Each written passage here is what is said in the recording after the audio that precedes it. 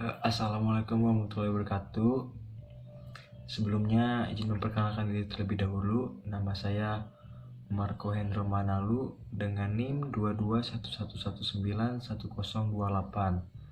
Saya dari kelas A Elektro 19. Pada video ini saya akan mempresentasikan atau mereview ulang materi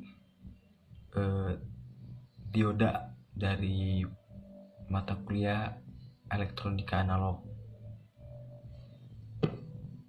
Nah, sebelum masuk ke dioda, kita masuk dulu ke semikonduktor. Nah, dioda itu dibuat menggunakan bahan-bahan semikonduktor. Nah, apa definisi dari semikonduktor? Semikonduktor adalah bahan yang memiliki nilai hambatan jenis atau roh dengan lambang roh antara konduktor dan isolator, yakni sebesar 10⁻⁶ sampai dengan 10⁻⁴ ohm meter.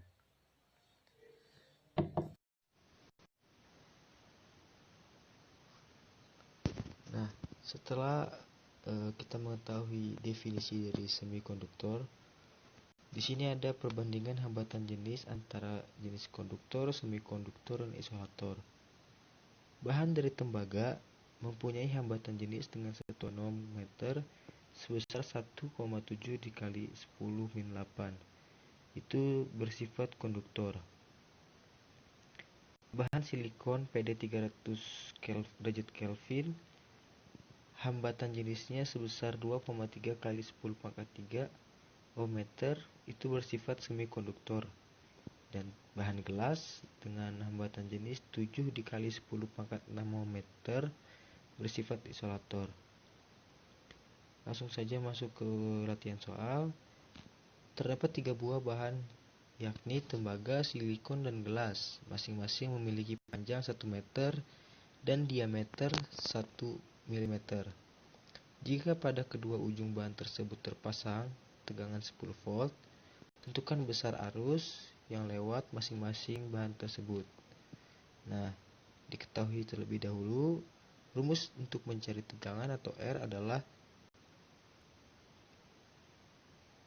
hambatan jenis dikalikan panjang dibagi luas penampang. Sedangkan untuk mencari luas penampang atau A adalah VR kuadrat, di mana untuk mencari R adalah diameter dibagi 2. Selanjutnya, karena yang ditanyakan kuat arus, besarnya arus, maka rumus pada hukum Ohm adalah I sama dengan V per R.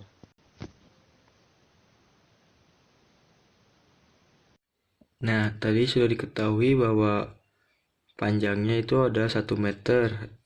Kita ubah satuannya ke milimeter menjadi 1000 mm.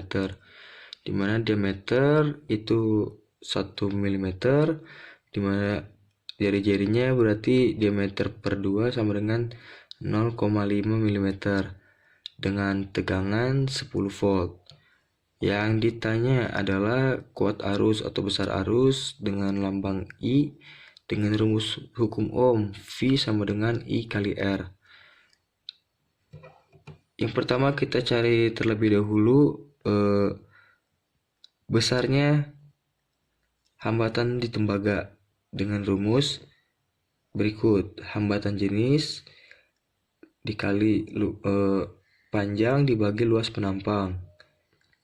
Kita masukkan bahwa hambatan jenisnya adalah 1,7 dikali 10⁻⁸ dikalikan panjangnya 1000 dengan tadi sudah dihitung A-nya 3,14 dikali 0,5 kali 0,5 sama dengan 0,785 dimasukkan ke per 0,785. Nah, I-nya langsung saja kita dapat hasilnya, bahwasannya I sama dengan V per R, dimana kita masukkan rumusnya dan angkanya kita masukkan dan menghasilkan tegangan sebesar 0,46 dikali 10⁻³ ampere.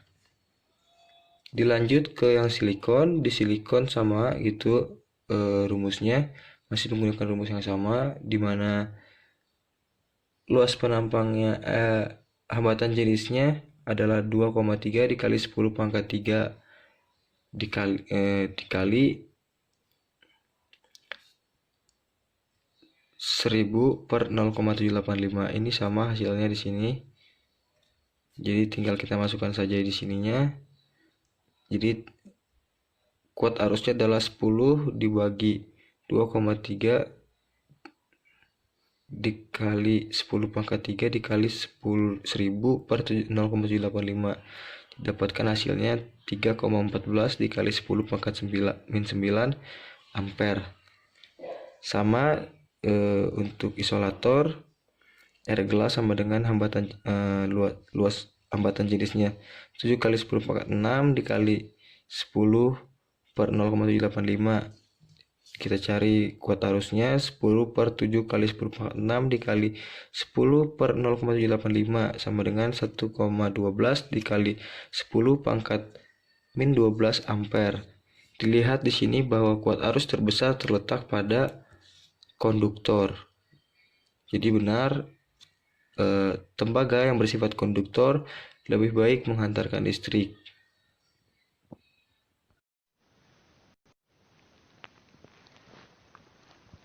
Kita lanjut ke bahan-bahan semikonduktor. Nah, terdapat 3 bahan pada semikonduktor. Yang pertama ada trivalen, di mana trivalen ini terdiri dari logam-logam yang memiliki atom-atom dengan jumlah elektron terluar 3 buah, seperti boron dengan dilambangkan B, gallium dilambangkan dengan huruf Ga, dan indium dilambangkan dengan In. Selanjutnya ada bahan-bahan semikonduktor tetravalen, yaitu logam-logam yang memiliki atom-atom dengan jumlah elektron terluar 4 buah, seperti silikon atau Si dan germanium atau Ge. Nah, yang ketiga ada pentavalen. Pentavalen adalah bahan-bahan semikonduktor yang terdiri dari logam-logam yang memiliki atom-atom dengan jumlah elektron terluar sebesar 5 buah, seperti fosfor atau P dilambangkan huruf P, arsenikum dilambangkan huruf As, dan antimon dilambangkan huruf Sb. Nah, ini tabel periodik semikonduktor. Sebelah kiri ada golongan 3A yang tersusun dari baron, yang terdapat boron, aluminium, gallium, dan indium. Di tengah ada golongan 4A di mana terdiri dari terdapat karbon, silikon, germanium, dan tin. Yang sebelah kanan itu terdapat golongan 5A yang terdapat juga unsur-unsur nitrogen, fosforus, arsenik, antimoni. Bahan-bahan semikonduktor. Bahan-bahan yang paling banyak digunakan adalah Si dan Ge, di mana Si ini adalah silikon dan Ge-nya adalah germanium. Jumlah elektron Si ada 14 buah. Bisa kita lihat bahwasannya di Si atau silikon terdapat jumlah elektron 14 buah. Dan jumlah elektron Ge atau germanisium terdapat 32 buah. Selanjutnya ada jumlah elektron valensi atau elektron terluar atau Si maupun Ge masing-masing 4 buah. Jenis ikatan kovalen. Lanjut ada jenis semikonduktor intrinsik. Semikonduktor intrinsik merupakan semikonduktor murni yang tidak cacat. Contoh, silikon murni.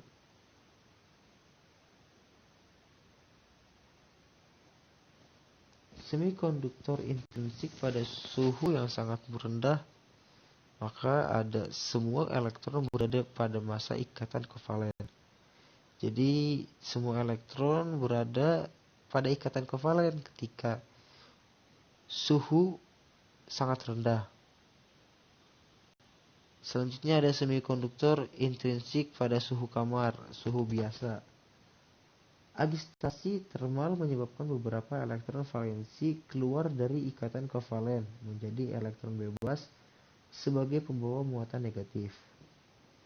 Selanjutnya, munculnya elektron bebas diikuti dengan terbentuknya hole atau lubang sebagai pembawa muatan positif.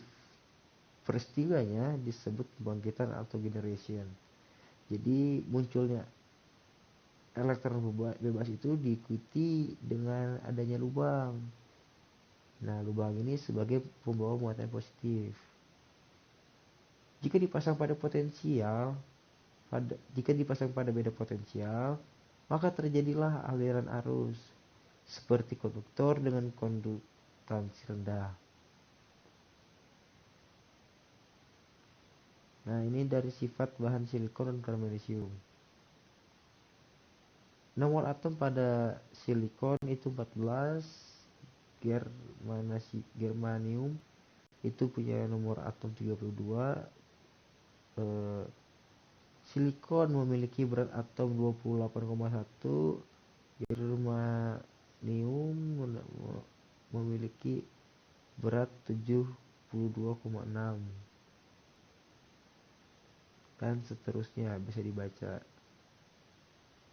Pembawa muatan pada semikonduktor intrinsik. Nah, di tengah sini sebelah gambar paling kiri keadaan terdahulu itu terdapat lubang-lubang hitam dan lubang-lubang putih. Jenis semikonduktor ekstrinsik. Semikonduktor ekstrinsik adalah semikonduktor yang memperoleh pengotoran atau penyuntikan atau yang sering kita dengar dengan nama doping oleh atom asing. Nah, kita lihat di sini ada mind mappingnya. Semikonduktor ekstrinsik ini dibagi menjadi dua. Yang pertama semikonduktor tipe N dan semikonduktor tipe P, di mana semikonduktor tipe N adalah pengotoran oleh atom kovalen seperti P, AS, SB. Atom mengotornya disebut atom donor. Pembawa muatan dari semikonduktor tipe N itu elektron. Yang kedua ada semikonduktor tipe P. Pengobatan oleh atom trivalen seperti boron, gallium, in, semua pengotornya disebut atom akseptor. Lanjut ada jenis semikonduktor ekstrinsik. Tujuan doping meningkatkan konduktivitas semikonduktor dan memperoleh semikonduktor dengan hanya satu jawaban, hanya satu pembawa muatan, yaitu elektron atau hole saja perbandingan doping. Kita lihat bahwa atom dopan dibagi atom murni sama dengan 1 dibagi 10⁸ sampai dengan 10⁸. Dopan, apa itu dopan? Atom dopan. Dopan adalah atom pengotor. Atom-atom dapat pada semikonduktor tipe N adalah atom-atom pentavalen dan dinamakan atom donor, sedangkan pada semikonduktor tipe B, time P, trivalen dan dinamakan atom akseptor.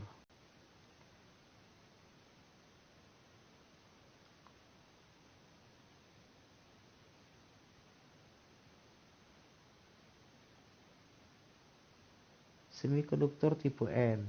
Nah, di elektron bebas sebagian besar terjadi karena doping dan sebagian kecil lainnya bersama hole karena generasi akibat agitasi termal. Elektron bebas menjadi pembawa muatan mayoritas dan hole sebagai pembawa muatan minoritas. Jadi di dalam elektron bebas terdapat pembawa muatan mayoritas yang dan hole-nya itu sebagai pembawa muatan minoritas. Semikonduktor tipe P. Hole sebagian besar terjadi karena doping dan sebagian kecil lainnya bersama elektron bebas karena generasi akibat agitasi temat. Hole menjadi pembawa muatan mayoritas dan elektron bebas sebagai pembawa muatan minoritas.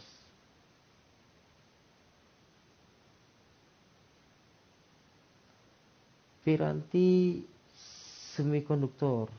Beberapa piranti semikonduktor, dioda, pertemuan PN, transistor, termistor, CCR atau silicon control receiver, dan IC integrated circuit.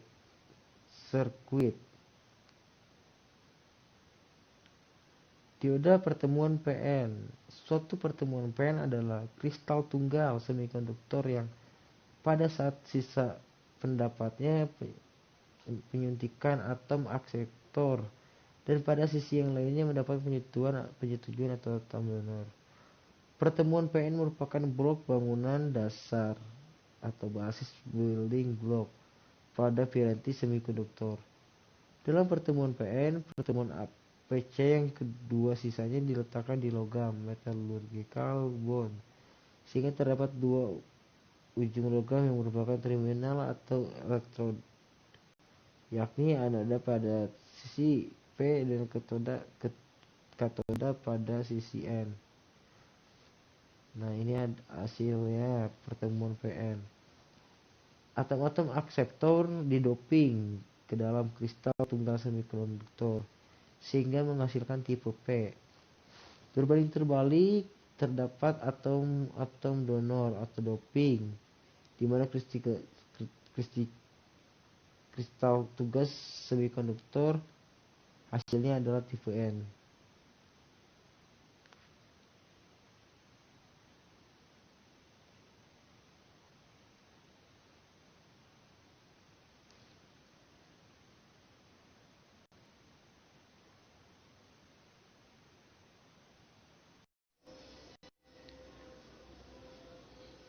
Nah, lanjut ke dioda pertemuan PN.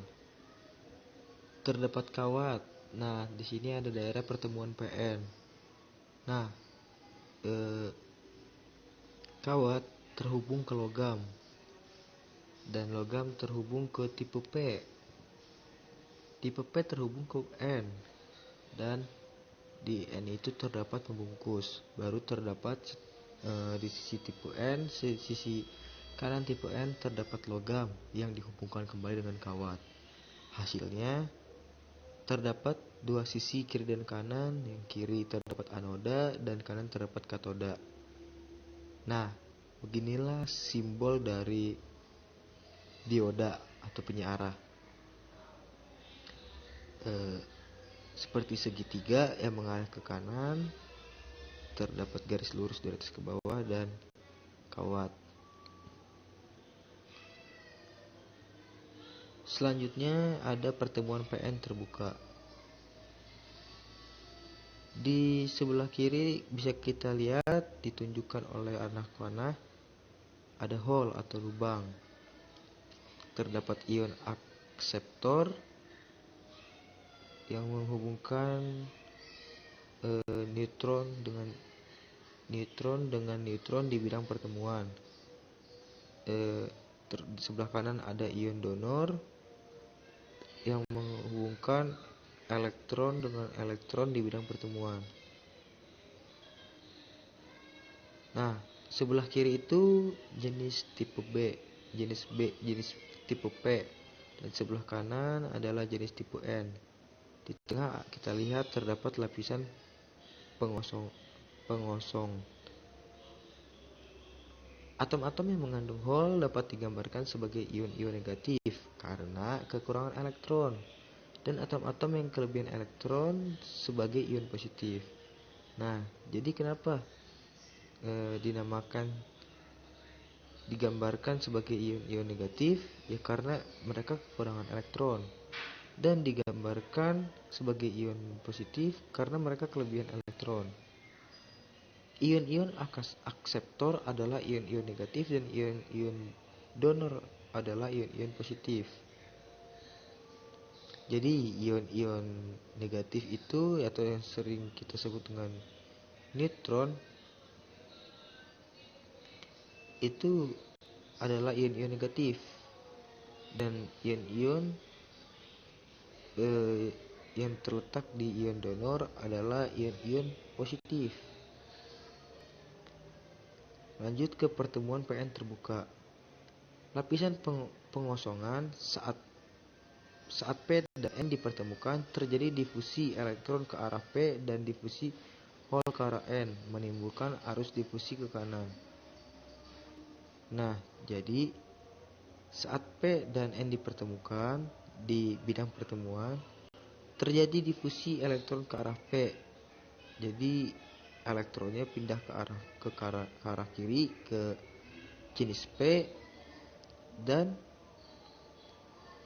difusi hole ke arah N. Yang difusi hole tuh sebelah kiri, dimana jenis-jenisnya min menimbulkan arus difusi ke kanan.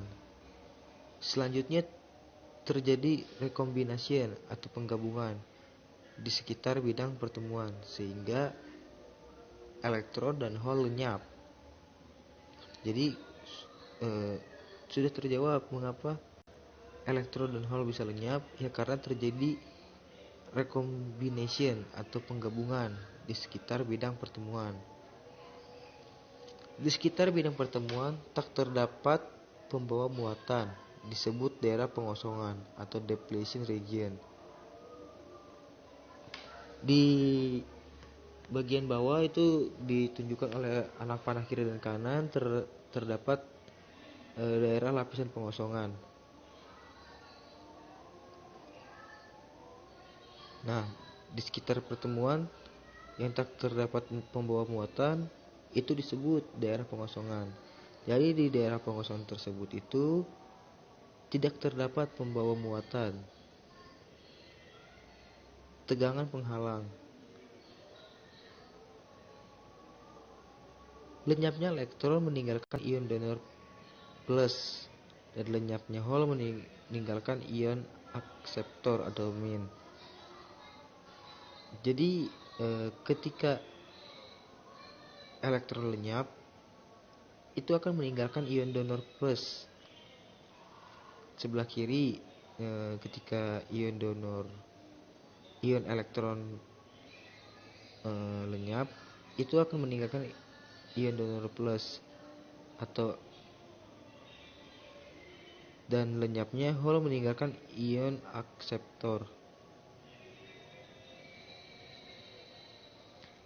Adanya ion positif dan negatif menyebabkan adanya medan listrik sehingga ada tegangan. Ketika ion positif dan negatif itu akan menyebabkan adanya medan listrik sehingga ada tegangan. Disebut tegangan kontak atau tegangan penghalang atau barrier potensial, menimbulkan arus drive ke kiri. Karena pertemuan PN ini terbuka, maka ada kesetimbangan antara arus drive dan arus difusi.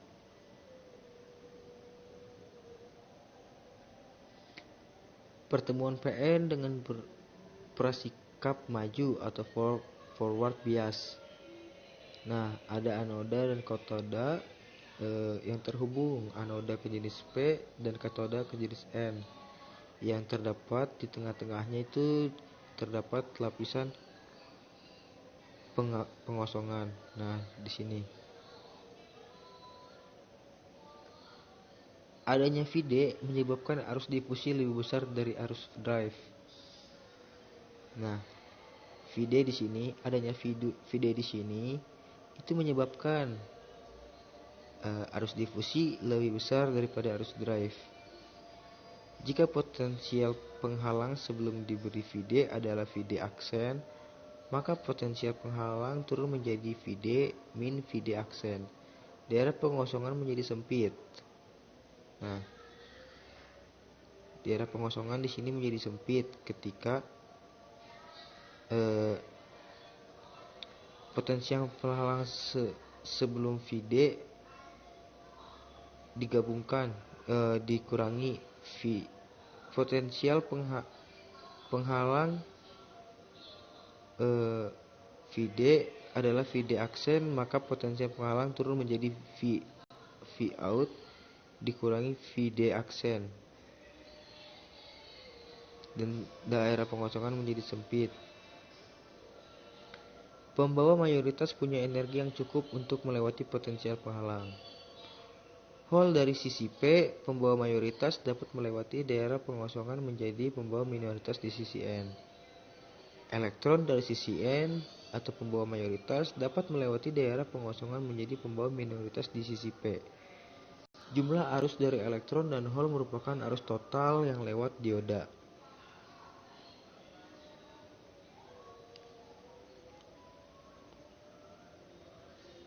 Nah, terdapat pertemuan Pn dengan bersikap mundur atau reverse bias. Hole pada sisi P bergerak ke kiri, elektron pada sisi N bergerak ke kanan. Daerah pengosongan melebar, potensial menghalang menjadi V out ditambah Vd aksen. Tidak ada arus lewat di bidang pertemuan. Nah, ketika hole pada sisi P bergerak ke kiri, ketika hole pada sisi P nih bergerak ke kiri, elektron pada sisi N bergerak ke kanan. Daerah pengosongan melebar. Nah, ketika si P bergerak ke kiri dan si N bergerak ke kanan, maka daerah pengosongan ini akan semakin melebar. Dan potensial penghalang menjadi V out ditambah Vd aksen. Dan akhirnya tidak ada arus yang lewat di bidang pertemuan. Ini bidang pertemuan. Karena daerah pengosongan pada dasarnya merupakan semikonduktor intrinsik, agitasi termal dapat menyebabkan terjadinya generation sehingga muncul pasangan elektron dan nol pada daerah ini.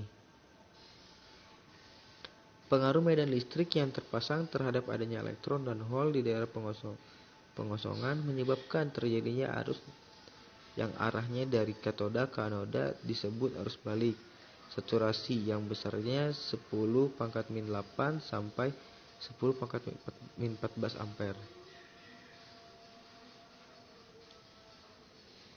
Nah, jadi pengaruh dari medan listrik yang terpasang terhadap adanya elektron dan hole ketika terpasang adanya ketika pengaruh medan listrik yang terpasang terhadap adanya elektron dan hole di daerah pengosongan menyebabkan terjadinya arus yang arahnya dari katoda ke anoda dan disebut arus balik saturasi yang besarnya sekitar 10⁻⁸ sampai dengan 10⁻⁴ ampere. Nah, beginilah contoh grafik arus dioda, di mana dari breakdown dia akan naik 100, bisa diberi tegangan 100 volt, dia akan naik dan tegangannya berkurang menjadi 0,7 volt dan grafiknya naik. Ini menunjukkan dari anoda ke katoda.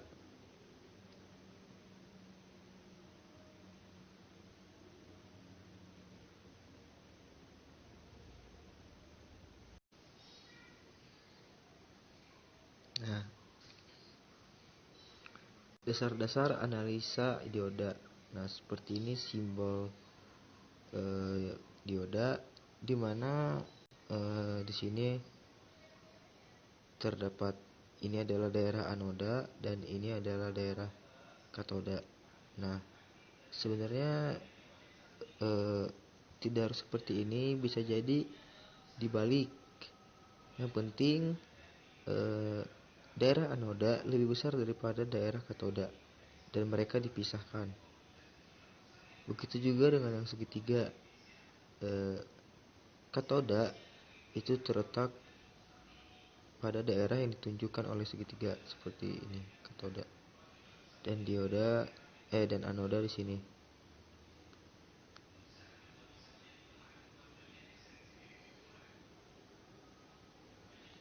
Nah, jenis-jenis dioda, ada banyak jenis-jenis dioda, tapi tidak dibahas semua ya.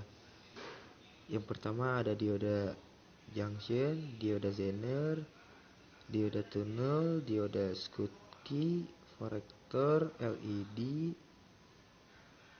kurang lebih seperti itu. Ini ada jenis-jenis dioda. Dioda silikon. Dioda silikon ini untuk penyara arus, pengaman tegangan, kejut. Nah, dioda Zener, ini dioda Zener itu untuk mengatur tegangan Zener 6,2 volt, Zener 3,2 volt. Dioda Bridge. Dioda Bridge ini untuk penyarah gelombang penuh pada rangkaian catu daya. Dan LED atau light emitting dioda sebagai lampu indikator konsumsi arus rendah 5 ampere, long life 1,5 sampai 3 volt.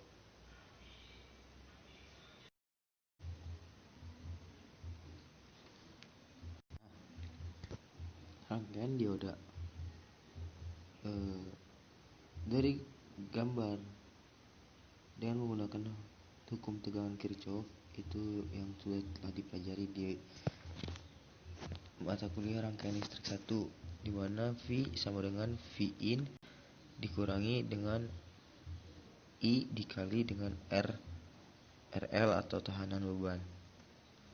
Karena ada dua variabel yang belum diketahui nilainya, yaitu V dan I, diperlukan satu penunjuk lagi, yaitu karakteristik dioda. Nah, ini adalah gambar dari kurva beban pada dioda, di mana ini yang lurus dari titik V per RL ke P ke A ke U, itu yang lurus itu adalah garis beban, dan ini yang membentuk sebuah kurva adalah kurva si dioda bias maju. Di sini kita lihat ada V in per RL. Itu adalah arus satu rasi dari si keluaran diodanya yang tak diperlukan atau dipergunakan oleh komponen lain.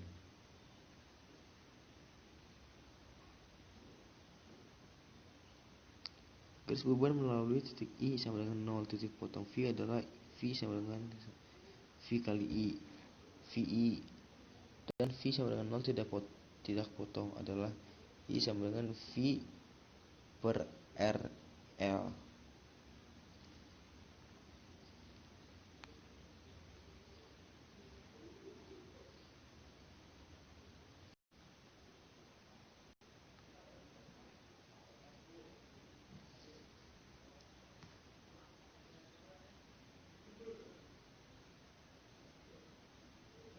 Nah, selanjutnya ada model dioda. Yang pertama ada pendekatan pertama atau dioda ideal. Pada kelawar forward bias, dioda dianggap sebagai saklar tertutup karena hambatan pada dioda dianggap bernilai 0. Pada keadaan revisi bias, dioda sedang kembali saklar terbuka karena hambatan pada dioda sungguh tak dianggap bernilai dan tak terhingga. Pendekatan rangkaian forward bias, ini rangkaian forward bias, saklar on, model forward, pendekatan saklar.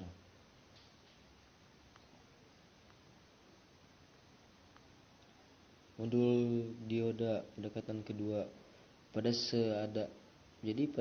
keadaan forward bisa dioda dianggap sebagai sumber tegangan sebesar VY atau dalam kurung VY untuk silikon 0,7 volt atau 0,6 volt, dan YY juga untuk germanium 0,2 volt atau 0,3 volt. Pada keadaan revisi bias, dioda dianggap sebagai saklar terbuka karena hambatan pada dioda dianggap nilai sempurna. Padahal lihat sendiri kan di lapangan, bersyukurnya anak mahasiswa elektronika ini tidak chaos atau tidak langsung mengambil keputusan sepihak. Pendekatan kedua, pada forward forward bias dioda dianggap sebagai suatu tegangan sebesar Vy, di mana Vy untuk silikon 0,7 volt atau 0,6 volt. Vy tentang potensium 0,2 volt atau 0,3 volt. Pada keadaan reverse bias, dianggap sebagai saklar terbuka karena hambatan pada ion dianggap bernilai berharga.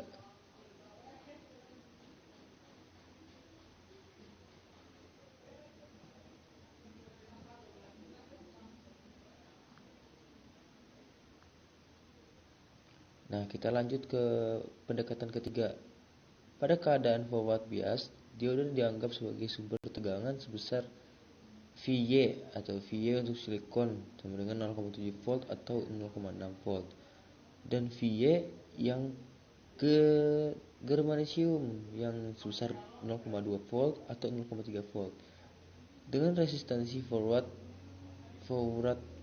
RF yang terpanjang secara seri, pada keadaan reverse bias dioda dianggap sebagai master reference.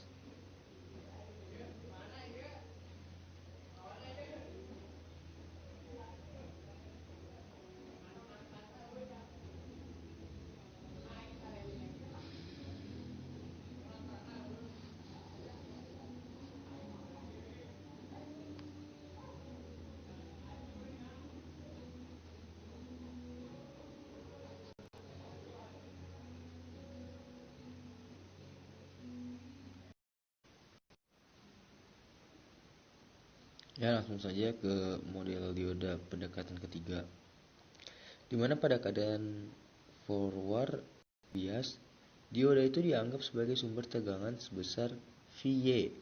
Vy di sini adalah untuk silikon yang tegangannya 0,7 sampai dengan 0,6 volt, dan Vy untuk germanisium kira-kira 0,2 sampai 0,3 volt dengan resistansi forward RF yang terpasang secara resmi.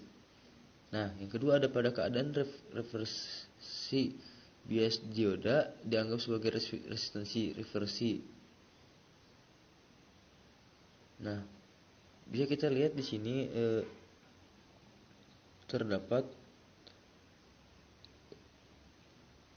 asal muasal listriknya dari sini, dan dialahkan kuat arusnya ke arah dioda dan dibuat disambung dengan air minum.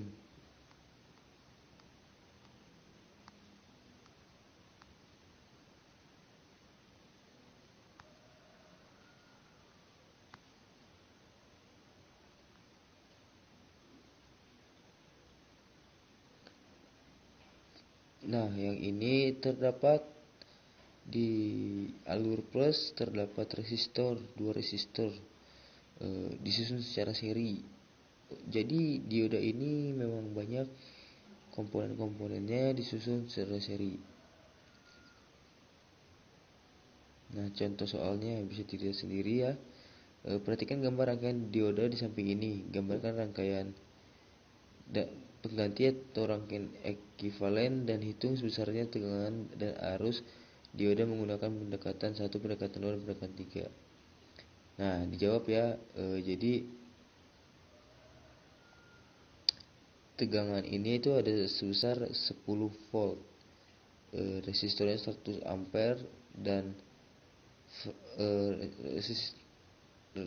resistornya 2,5 ohm. Nah, kita jawab terlebih dahulu di mana Vd sama dengan Vo. Jadi Vd plus tegangan per 10 volt sama dengan RL per 1000. Pendekatan di mana ID-nya sama dengan V per RL sama dengan 100 10 dibagi 100 sama dengan 0,1. Nah, pendekatan 2 bisa dilihat V-in-nya sama dengan 10 November, include-nya 10 sampai 0,6 volt per 100 ohm sama dengan 0,94 A. Pendekatan ID rumus dari pendekatan atau ID adalah Vin kurang VY per RL ditambah RF sama dengan 10 volt dikurang 0,6 volt per 100 ohm ditambah 2,5 ohm sama dengan, ya di videonya ini kita bisa lihat Vin sama dengan ID kali RL sama dengan V nya dimasukin 10 volt, ID nya dikurangi 0,92 dikali 100 sama dengan 0,8.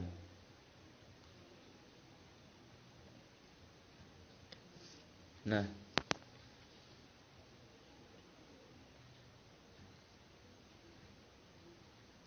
langsung masuk saja ke soal yang tadi ya. Di soal yang tadi rumusnya adalah yang dicari adalah ID. Rumusnya dimana Vin di per RL. Dimana Vin ini tadi diketahui 10 volt dan RL-nya adalah 100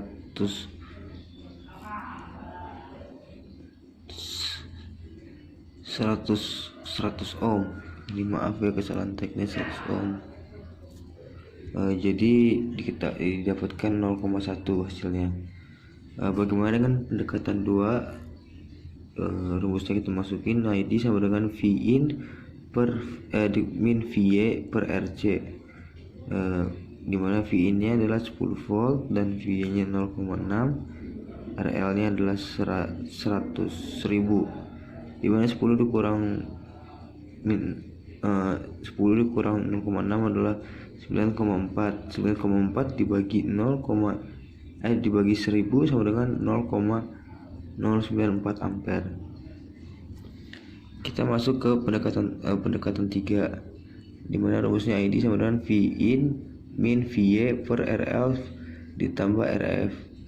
Kita masukkan angka nominalnya ke rumusnya, dimana Vin nya adalah 10 volt, VY nya adalah 0,6 volt per 1000 ohm itu adalah RL nya ditambah 2,5 sama dengan hasilnya kita ketahui adalah 0,092 ampere.